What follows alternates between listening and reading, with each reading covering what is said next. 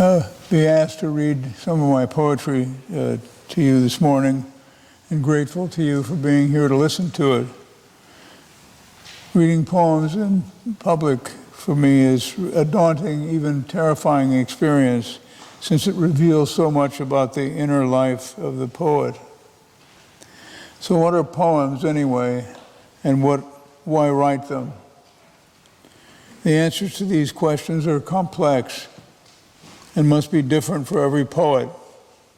For me, the poems are windows of at least two different kinds. One as a window allowing the reader to see deeply into the soul of the poet. The other is a window allowing the poet and the reader to see deeply into the moment that is the poem, and so to preserve it in time as an historical record. Part of the answer to why I write poems is my love of language, my fascination with the sound and origin of words, and my compulsion to experience the world in metaphorical terms. I'm a scientist and physician and have spent my life and career posing questions and seeking answers to them, in part by stating the questions as metaphors. The poems that I will read this morning are a retrospective of those written over the past 30 years. The first poem I will read is entitled Imps.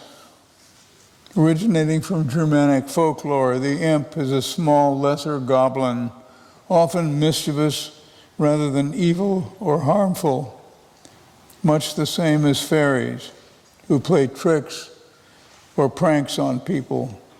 However, this is really a poem about writer's block. Poems come from a mysterious place in the mind. They are always welcome, but no matter how hard I try, I cannot beckon the poem. I must wait for the poem to choose me. This poem was written recently after a 6-month dry spell. It is entitled Imps.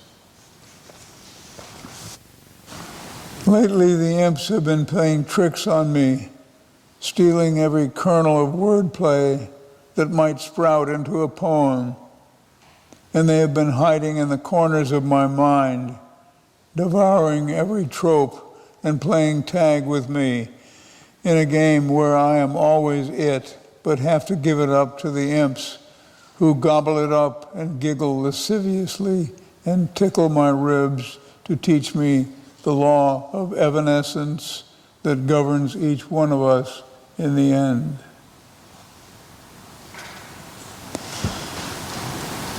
I've always been fascinated by cosmology and quantum mechanics.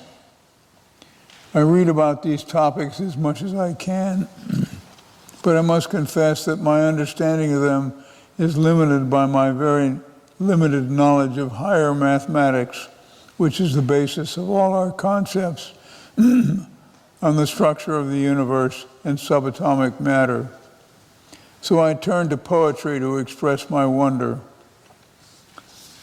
The last line in the poem is attributed to my friend, Tom Schoonmaker.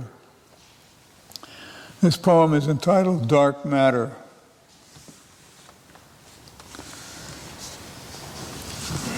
The dreams have been more frequent lately, the quiet sobbing in the night, the crying out in pain that occupies the dark matter that comes with sleep. There is dark matter of a different sort. Well, maybe not so different, that cosmologists tell us makes up 22% of the universe, with 74% being dark energy. That leaves only 4%, only one part in 25, that is the stuff we can see or hear or touch or taste or smell, like the breast that feeds us or a distant star. Great Caesar's ghost, the Ides of March, has crept up on me unnoticed again, and the clouds gather in a conclave on the horizon, plotting our demise. There is still so much I don't understand at this late stage about dark matter, the glue that holds us together, like sexual attraction, and dark energy that drives us apart like a spinning top. It's that mystery that makes me smile, that keeps me boggled, to know that life is good, to listen to the man when he says, "Do not be a grumpy old man."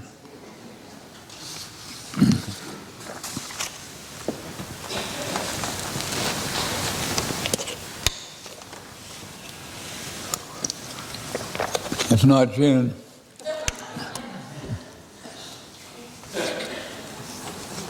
If the last poem was about cosmology, the next one is about quantum mechanics, the theory that governs the structure of subatomic particles.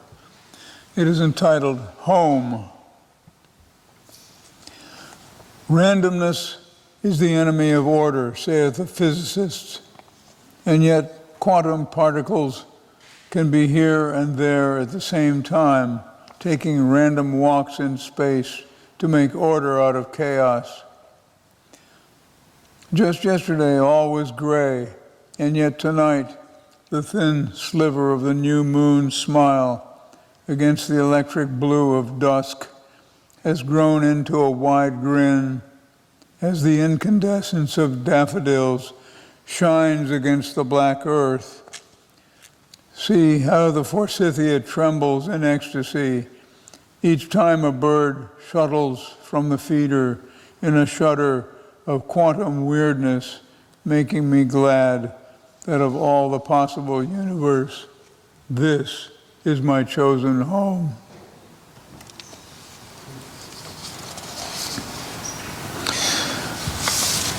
The next poem is dedicated to my friends Tom Schoonmaker, Al Ehrlich, Mark Kofke, Bob Brown, and Mel Streeb.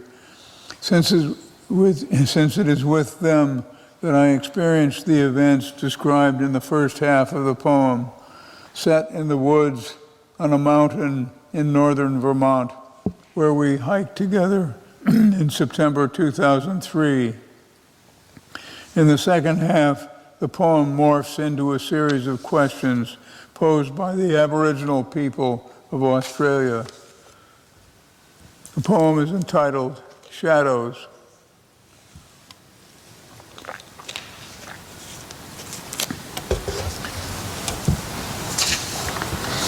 There is a curious way the fog takes the third dimension from the images of trees in this dense wood, and the echo from the hollow knocking of the pileated woodpecker.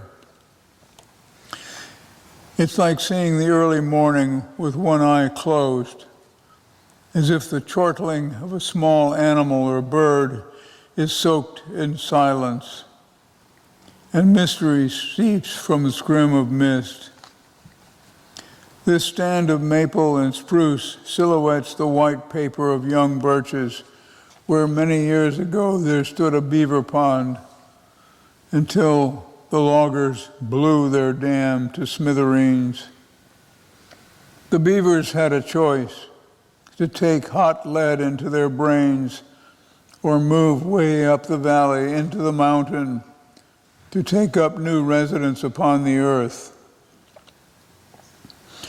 And then, as the fog burns off, the chiaroscuro of trees goes back into the fire of the sun and reappears as shadows, like the memory of dreams that leave only unanswered questions.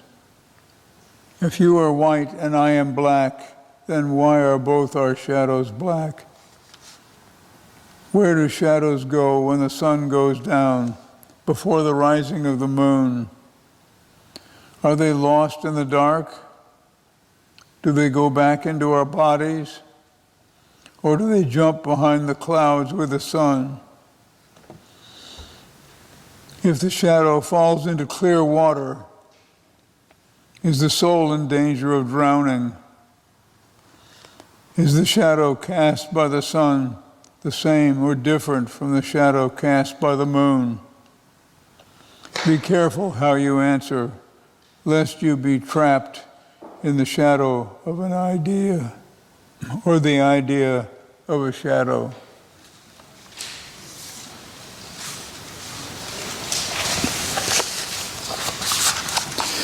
Here's another poem about fog. It was written when we lived on Horter Street in Westmount area, around the corner from this church. It is actually a series of 9 numbered poems, 4 of which are examples of the short Japanese poetic form referred to as haiku. Haiku traditionally evoke images of the natural world and are characterized by 3 lines, the first and third of which have 5 syllables, and the second of which contains 7 syllables. The poem is entitled Fog After Snow Between Christmas and the New Year, What the Fog Taught. 1. Now the wolf moon screws down her leering light upon the snowscape in the lap of night, and then the fog, with some obscurity of sound, settles with a sigh upon the breathing ground. It brings to focus, like a lens of sintered smoke, all the fine dark branchings of the sleeping oak. It turns the technicolor city into shades of gray, compresses space, and keeps the world at bay. 2. Single, silent crow, black wings palpating the air, swims across the scrim. 3. My German shepherd walks with me through timeless space, sniffing mist for news. 4. Man with camera, trying to capture the awe of our fading forms. 5. Man, a 1,000-pound combination safe on wheels, stays in shadows underneath the cellar stairs these last 12 years since we moved in. I still do not have the combination. Every day I learn a little more about living with uncertainty, sleeping with ambiguity, walking in fog. 6. Clothed in the smoky, bone-cold coat that seeps and simmers through the city streets like a prowling thief or a mood of doom, I listen to the whispers of the city, muffled like lovers overheard behind a cedar door. 7. I come in and shudder off the fog in the cozy incandescence of the kitchen to slice the pungency of oranges and lemons. I always thought that making marmalade was something that only mothers do on snow days in the fog. 8. Midnight tolls the bell as mist simmers up from earth. Someone eats 12 grapes. 9.